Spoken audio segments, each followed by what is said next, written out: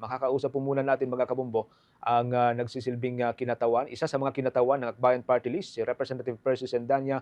Magandang araw po sa inyo at welcome sa Bombo Radio Philippines, sa Bombo Network News. Representative Sendanya, si Bombo Genesis at Bombo Jaira po ito. Magandang umaga po sa ating lahat at magandang umaga Bombo Genesis and Bombo Joy. Thank you for having me again. Thank you so much. Maraming salamat din po for joining us sa Bombo Radio Philippines, Representative Sendanya. Una ho, anong mga expectation ho ng Akbayan Party List sa Mayo 4 kung saan ipepresenta na yung consolidated report ng House Justice Committee? Inaasahan natin na magiging mabilis na lamang yung proseso sa Committee on Justice, di ba? Kasi nga talagang very exhaustive yung naging discussions dun sa clarificatory hearings kahit sa discussion ng sufficiency in form and substance. Kaya sabi nga natin, sana maging mabilis sa Lunes nang sa ganun maiakyat na siya agad sa plenaryo. Inaasahan natin na after ma-approve ito ay isusumite sa after ma-approve sa Committee on Justice, isusumite ito sa Committee on Rules para na sa ganun maipasok na sa agenda ng ating plenaryo. Kung tayo lang sa akbayan ng masusunod, mas mainam sana sa lalong madaling panahon, magbotohan na kami sa plenaryo para kung kaya nga ng Lunes o Martes, maisampa na ito ng plenaryo nang sa ganun ay mai-transmit na ito sa Senate by next week. May papel pa po ba ang bawat member ng Justice Committee doon sa consolidation process? Ang pakiulit ng tanong, pasensya na. May papel pa po ba ang bawat miyembro po ng Justice Panel doon sa pag-consolidate doon sa dalawang reklamo, Representative Sandanya? Siyempre, sisilipin natin yung final copy noong committee report, yung final version nito, at magbibigay tayo ng inputs kung tingin natin ay may kailangang i-improve o kailangang i-revise sa committee report. Kasi tingin natin matibay yung lalabas na committee report, resolution, and eventually the articles of impeachment. Kasi naging matibay yung pinresentang mga ebidensya dito nakaraang 3 linggo doon sa ating pagdinig sa Committee on Justice. Ngayon, kapag umakyat na po ito sa plenaryo, ano pong ina-expect ho ninyo na magiging suporta ho rito? Or may fearless forecast ho ba kayo sa kung gaano po karami kaya yung susuporta ho dito? Sa ngayon, sigurado ako na meron na tayo at least 1/3 ng mga kasamahan natin sa Kongreso na boboto para dito. Kasi di ba kung meron na tayong 55, kailangan na rin natin around 51 to get 1/3 of the members of the House para i-transmit na siya sa Senate as articles of impeachment. Pero dahil nga matindi yung ebidensya at talagang pwede natin sabihin na hindi lang probable cause para may certainty of conviction. Yung hindi naman dokumentong na ipresenta batay sa SALN, sa AMLAC report, kahit nga itong naging pagdinig natin doon sa grave threats, yung pagbabanta ng Vice Presidente, talagang ako ang tansya ko, more than 1/3, overwhelming majority ang mag-endorso sa impeachment complaint na ito, kahit na patuloy pa rin yung pananakot, yung harassment, at paninira ng kampo ni VP Sara Duterte. Kaya ho bang abutin yung suporta pong nakuha nung naunang complaint last year? Well, ako tingin ko, maaring kaya, maaring malapit doon dahil lumakas yung loob ng mga members of House of Representatives noong makita ng mga kasamahan natin yung evidence. Kasi di ba lagi sinasabi nila, ano yung ebidensya, ano yung bago. Kasi naudlot nga yung pagdinig ng nakaraang kongreso. Pero nakita naman natin, no, hindi lamang mga abogado, kundi buong bayan nakita na ang ebidensyang pinakita, hindi pinabulaanan ng Vice Presidente. Ibig sabihin, as it is, yung mga evidence na pinresentan ng AMLAC at SALN, it stands. Bilyong-bilyong piso ang dumaan sa kanilang bank account pero hindi na i-report, hindi na isama sa kanilang SALN. So pag sinungaling ito, nakita natin na hindi lang basta bilyong-bilyong piso yung dumaan. Nakita rin na maaaring may mga pumasok ng mga pera, deposito mula sa mga alleged drug lords. So kung sino pa yung nagpasimula ng drug war, sila pa pala ang tumatanggap ng pera mula sa mga kilalang drug lords.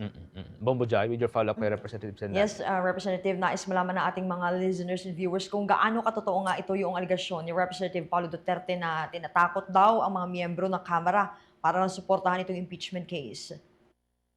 Well, sa totoo lang, hindi naman nakakagulat yung ganyang mga aligasyon ng kampo ni VP Sara Duterte na kesyo tinatakot, kesyo sinusuhulan. Pero sa dulo nga, mas magtaas tayo dapat ang kilay kapag hindi sumuporta sa isang impeachment complaint na talagang hindi matatawaran ng ebidensya. Yun ang mas dapat ipagtaka. Yung mga ganitong paninira, expected natin kasi nga hindi nila nasagot yung mga kaso. Kaya ang gagawin nila, iibahin ang usapan. Hindi po ito usapin ng mga chismis na pinapakalat nila. Usapin po ito no hindi nila napabulaanan ng mga ebidensya pinresenta sa impeachment clarificatory hearing na nangyari sa Committee on Justice. And sa susunod na hearing, Representative, on May 4, ano yung ina-expect natin na mangyayari dito?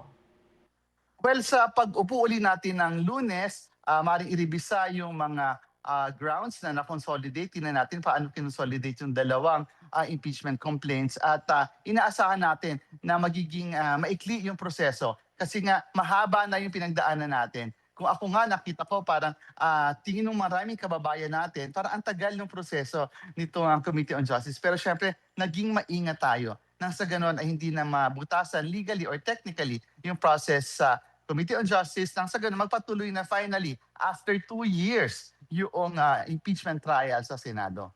Now, ano po yung ginagawa ninyong paghahanda, Representative, para harapin naman yung mga kasong inihain ng kampo ni Vice President Sara Duterte laban sa inyo at sa iba pa?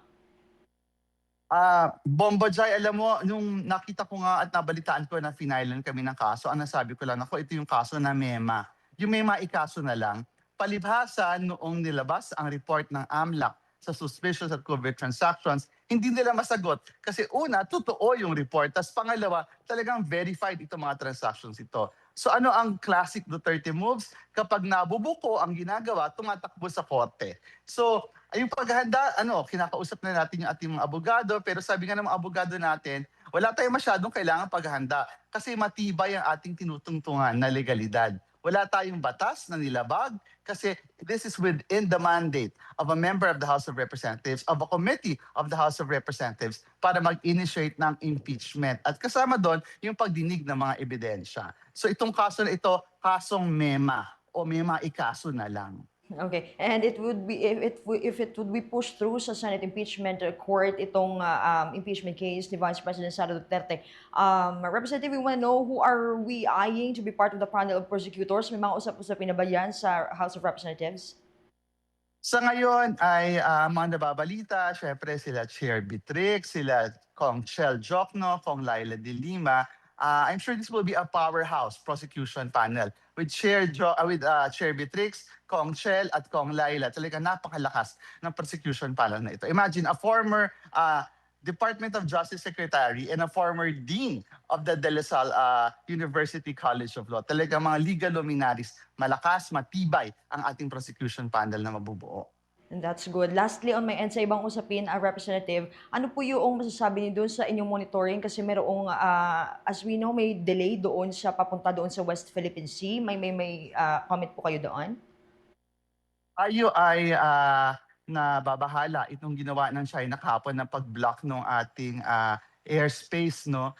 Pero sa kabila ng pangharas ng China, talagang tuloy ang biyahe ng ating mga frontliners at volunteers ng ating ito coalition papuntang West Philippine Sea. In fact, yung advance party natin ay dumating na kahapon, no, para magdala ng supply dun sa mga kababayan nating nasa Pag-asa Islands. Yan yung pareho mga residente at mga frontliners doon. So anytime now, inaasahan natin makakarating na ng Pag-asa Islands yung main contingent natin na nakasakay sa MV Kapitan Felix Oca. So sabi nga natin, dapat itong mga bagay, dapat hindi na tayo nangangamba, dapat walang panganib kasi dapat normal na isang Pilipino o ang mga Pilipino nakarating ng Pag-asa Islands kasi bahagi ito ng teritoryo ng Pilipinas, sakop natin ito. Pero sa kabila ng ganitong realidad, patuloy yung pananakop ng China, patuloy yung pananakop sa ating mga kababayan. Kaya dapat patuloy din tayong mag-assert na atin ito. So again, sabay-sabay po natin ipanalangin yung ligtas na paglalayag ng ating po mga kababayan sa ating ito coalition at nawa po ay maihatid nila ang kailangang tulong sa mga kababayan natin sa Pag-asa Islands. So kaya nga po ang tawag sa biyaheng ito, Balik Pag-asa. Kasi dapat yung pag-asa hindi natin iniiwanan, binabalik-balikan. Okay, thank you so much, Representative Bombo Jen. Balikan ko lang ho yung sa impeachment, Representative. Nung corona impeachment kasi medyo lumutang ho yung issue na may mga natanggap yung mga senator judges na milyong-milyong mga financial consideration kapalit ng kanilang boto. Ngayon may natatanggap po ba kayong ganitong mga impormasyon or mga usap-usapan lang diyan sa may Kongreso? Yung mga ganyang balita naman po, hindi na yan bago. Every time na merong hindi makukuhang desisyon na favorable doon sa isang kampo, may lumalabas na ganyang mga balita. Tulad po na nangyari dito sa House of Representatives. Dahil nga po unanimous yung boto sa Committee on Justice, dahil matibay ang ebidensya, ganyan yung sinasagot ng kabilang kampo. So sa ngayon po, hindi na tayo nagugulat sa mga ganyang balita. Okay, maraming salamat po. Thank you so much for joining us, Representative Percy Sendanya. Ingat po kayo. Ingat po kayo. Maraming salamat po. Maraming salamat po. Ang isa po sa mga kinatawan ng Akbayan Party List, mga kabombo, si Representative Percy Sendanya. Kaugnay pa rin po ito doon ho sa dalawang usapin. Una, yung pong sa impeachment trial or impeachment complaint laban kay Vice President Sara Duterte. At ang pangalawa, ito hong paglalayag ng atin ito coalition papunta ho dyan sa may West Philippine Sea, mga kabombo. For the most trusted source of news and information, visit our website at www.bomboradio.com. Follow us on Bombo Radio mobile app, Facebook, YouTube, TikTok, and X, formerly Twitter. Like, share, and stay connected. Anytime, anywhere.